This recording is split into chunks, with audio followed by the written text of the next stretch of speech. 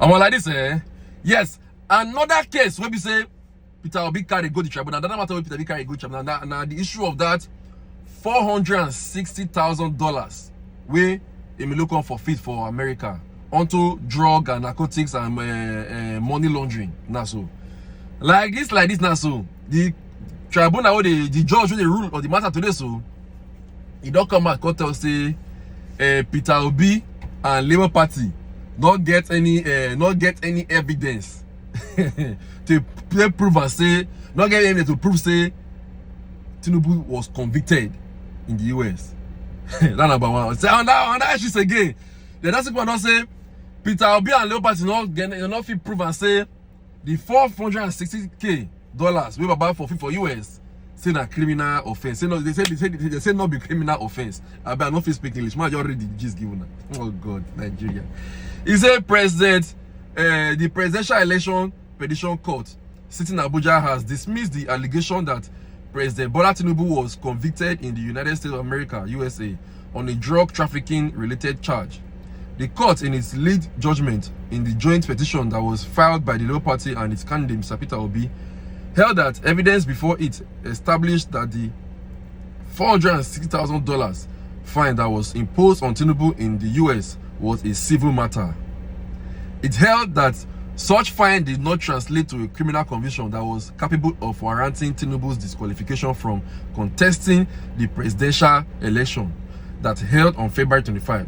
Justice Haruna Samani, who led the 5-man panel, held that a careful perusal of exhibits that were adduced before the court showed that the case that led to the fine that was awarded against President Tinubu was in the civil docket of the court in the US.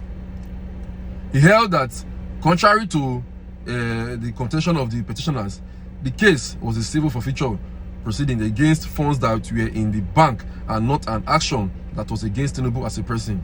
He described such civil forfeiture proceeding as a unique remedy that is targeted at a property and not the owner. Wow. More so, the court held that Obi and the Labour Party failed to show that Tinubu was indicted, arraigned, tried, or convicted for any criminal offense in the USA.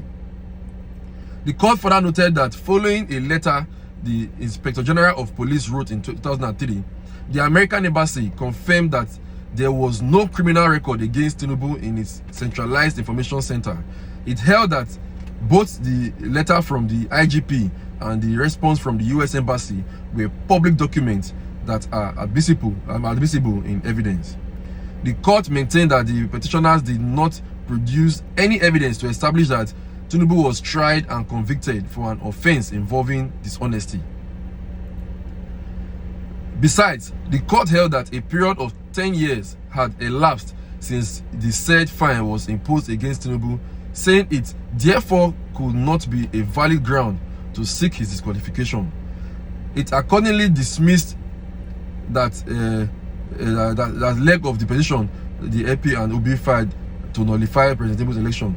The petitioners had, among other things, challenged Tinubu's eligibility to contest the presidential election, alleging that he was previously indicted and fined the sum of $460,000 by the United States District Court, Northern District of Illinois, Eastern Division in case so and so for an offense involving dishonesty and drug trafficking. They contended that such indictment constituted a ground for disqualification under section 137 subsection 1D of the 1999 Constitution as amended.